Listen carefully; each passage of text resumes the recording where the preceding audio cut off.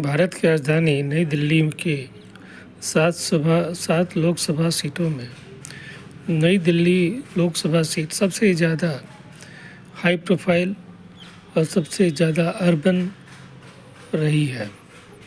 इस लोकसभा का प्रतिनिधित्व श्रीमती मीनाक्षी लेखी पिछले 2 लोकसभा से कर रही हैं और इस बार सुनने में आया है कि इस लोकसभा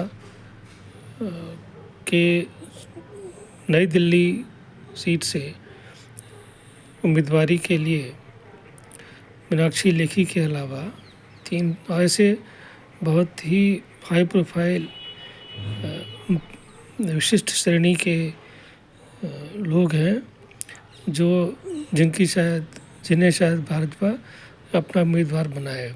इसमें एक तो भारतीय विदेश मंत्री श्री एस जयशंकर हैं और मीनाक्षी लेखी तो हैं ही, और इसके अलावा 2 और बहुत ही विशिष्ट अधिकारी हैं जिनको शायद यहाँ से इस बार टिकट दिया जाए। मुझे लगता है कि यह बहुत ही आवश्यक है कि इस विशिष्ट श्रेणी की लोकसभा निर्वाचन क्षेत्र का उम्मीदवार इस बार भारतीय विदेश मंत्री एस जयशंकर को बनाया जाए। एक और नाम चल रहा है हरदीप पुरी का, जो भूतपूर्व भारतीय प्रशासनिक सेवा के पदाधिकारी हैं और अभी भारतीय अर्बन मंत्रालय के मंत्री हैं, कैबिनेट मंत्री हैं। इसमें सबसे उपयुक्त एस जयशंकर रहेंगे क्योंकि उन्हें शायद अगर ये इफ़ बहुत बड़ा है क्योंकि एस जयशंकर मूल रूप से एक अफसर रहे हैं, लेकिन कभी सार्वजनिक जीवन में चुनावी राजनीति का कभी पार्टिसिपेट नहीं किया है, कभी इसमें हिस्सा नहीं लिया है। दूसरी तरफ अभी जो मीनाक्षी लेखी हैं 2 लोकसभा से कर रही हैं, उनके उम्मीदवारी अब तो भाजपा के हाथ में है, लेकिन जहाँ तक उनको इस लोकसभा का उम्मीदवार बनाना चाहिए कि नहीं चाहिए, मैं इस नई दिल्ली लोकसभा क्षेत्र से एक सामान्य नागरिक की वजह से की हैसियत से मेरी व्यक्तिगत राय है कि मीनाक्षी लेखी को यहाँ पे उम्मीदवार इस बार नहीं बनाया जाए, क्योंकि एक तो ये काम नहीं करती है। सबसे जो समस्या ये है, ये कहीं भी किसी भी कार्यक्रम में वहीं जाती है जहाँ इनकी अपनी प्रोफाइल के हिसाब से, इनके अपने क्लास वर्ग के हिसाब से इन्हें अगर बुलाया जाए, इनकी अपनी रुचि है, अभिजात्य वर्ग से आती हैं, तो अभिजात्य वर्ग का प्रतिनिधित्व करने के लिए हमेशा ये आगे रहती हैं। वहाँ तक तो ठीक है, लेकिन वो भी सिर्फ ये कि आप फ़ोटो खिंचा लें और फ़ोटो खिंचा करके थोड़ा प्रचार प्रसार हो जाए। ज़मीनी हकीकत पे इनकी कोई उपस्थिति नहीं है। जैसा कि आम आदमी पार्टी के जो विधानसभा क्षेत्र के जो एमएलए हैं, वो सौरभ भारद्वाज है यहाँ पे, जो दिल्ली सरकार में कैबिनेट मंत्री भी हैं, लेकिन वो खासे सक्रिय रहते हैं। मैंने देखा है मेरे अपार्टमेंट में उनकी काफ़ी सक्रिय उनकी भूमिका रहती है। वो हर 1 महीने पर लगभग एक छोटी मोटी गोष्ठी कर लेते हैं और बहुत छोटे छोटे स्तर पर भी उनकी उपस्थिति दिखती है। हर छोटे मोटे कार्यक्रम में वो आते हैं, वहाँ पे अपनी कोई भी काम हो, किसी भी छोटे मोटे काम के लिए वो हमेशा तत्पर रहते हैं और काम भी करते हैं। मीनाक्षी लेखी या तो उनके पास समय नहीं है, या उनकी कोई रुचि नहीं है, या उनकी प्राथमिकता शायद ये नहीं है। मुझे जहाँ तक याद है कि पिछले चुनाव में भी इनको इस उम्मीदवार यहाँ पे नहीं बनाया जा रहा था, चूँकि संघ ने इनके उम्मीदवारी के खिलाफ अपना मत दिया था और इनसे ज़्यादातर लोग असंतुष्ट रहते हैं, क्योंकि ये अपने आसपास जितने भी लोग हैं उसमें कहीं भी एक तो पारदर्शिता नहीं दिखती है इनके कामों में। दूसरी बात यह है कि ये सामान्य जनजीवन, सामान्य आदमी के लिए इनके दरवाजे बंद रहते हैं।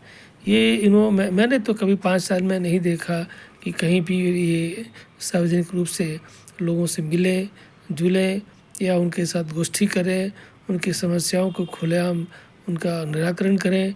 ये विशिष्ट बहुत ही विशेष आमंत्रण और विशेष अवसरों पर ही अपने आप को उपलब्ध कराती हैं और उन्हीं ऐसे अवसरों पर जाने का मन करता है जहाँ पे इनके आसपास के लोग किसी न किसी तरह से विशिष्ट रहें। वो आम जनता से थोड़ा सा किसी भी स्तर पे, मैं ये नहीं कह रहा हूँ कि कोई ख़ास आर्थिक वर्ग हो, संपन्नता हो, वो तो है ही, लेकिन छोटी मोटी घटनाओं में भी, छोटे मोटे कार्यक्रमों में भी ये अपने आप को बहुत सहज नहीं महसूस करती है। नहीं तो क्या कारण है कि वो हर कार्यक्रम में तो जाना कोई संभव नहीं है, लेकिन कम से कम अगर आपको ये लगता है कि भाजपा सबसे ज़्यादा कमज़ोर दिल्ली में ही है, विधानसभा जहाँ तक की बात है, ये लोकसभा का चुनाव चूँकि मोदी के प्रति है, मोदी के टेन्योर पर, मोदी के कार्यकाल पर सीधा उस लोगों का एक मत रहता है। तो चूँकि लोग मोदी के प्रति आकर्षित हैं, उनके लोकप्रियता से सहमत है, उनके काम से सहमत है, तो नज़रअंदाज कर देते हैं और इसका फ़ायदा मीनाक्षी लेखी भरपूर उठाती हैं। ये नहीं होना चाहिए, ये गलत है, ये राजनीतिक बेईमानी है।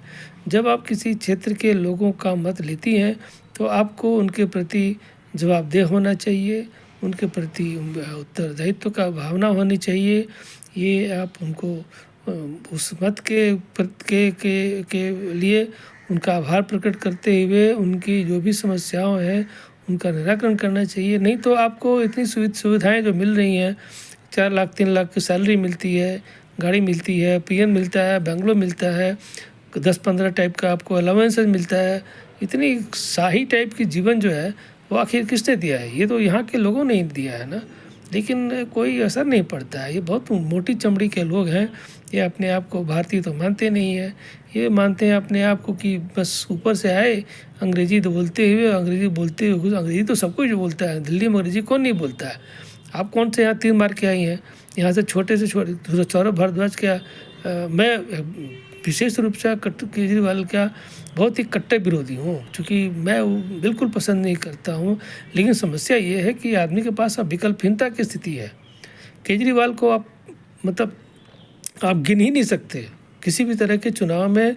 वो ऐसा घृणित व्यक्ति है कि उसको आप देखते ही आपका बीपी हाई हो जाता है, तो उसको तो वोट देने का सवाल ही नहीं है। वोट तो वोट है, उसको हम छोट भी नहीं दे सकते, इतना गंदा। लेकिन प्रश्न ये है कि आपने खुद ऐसी स्थिति पैदा कर दी है। आम आदमी पार्टी कोई अपने काम की वजह से वोट नहीं मिल रहा है। आपको लोगों को पता नहीं, ये गलतफहमी है कि आम आदमी पार्टी दिल्ली में अपने काम की वजह से जा रहा है। आम आदमी पार्टी को वोट इसलिए मिल रहा है कि लोगों के पास विकल्प नहीं है, क्योंकि भाजपा के जो नेता हैं वो इस लायक नहीं है कि वो किसी का वोट ले सकें। कम से कम विधानसभा चुनाव के क्षेत्र के स्तर पे तो छोड़ दीजिए, वो म्यूनिसिपल स्तर के चुनाव के पर भी वो किसी लायक नहीं है। किसी से बात नहीं करते हैं, किसी से मिलते नहीं हैं, कोई काम नहीं करेंगे। हाँ, फ़ोन पे ये कहते हैं कि हाँ भाई साहब मैं यहाँ आज हूँ, परसों वहाँ रहूँगा, कल वहाँ रहूँगा, आप वहाँ जाइए, यहाँ जाइए, और आज जाएंगे तो चाय पिलाएं, कहें कि नहीं है, काम तो नहीं हो पाएगा, जाइए आप। ये एक रिमार्केबल चीज़ है कि आप ना आपका कोई म्यूनिसिपल वाला कोई काम भाजपा करा सकती है, विधानसभा क्षेत्र का कोई काम करा सकती है, और लोकसभा का तो मैंने आपको सुना ही दिया। मीनाक्षी लेखी तो मीनाक्षी लेखी जी हैं, वो रहें ना रहें कोई मतलब नहीं है उनको इस क्षेत्र से। तो मेरा ये मानना है कि मीनाक्षी लेखी को इस बार कृपया करके नई दिल्ली के मतदाताओं को राहत दें, उनको बख्श दें, उनको कम से कम उनकी जो है सांस में सांस लाने दें, और मीनाक्षी लेखी को उनकी गर्दन पर से हटाएं। मीनाक्षी लेखी यहाँ रहने लायक नहीं है, बिल्कुल ही नहीं है, वो किसी लायक नहीं है।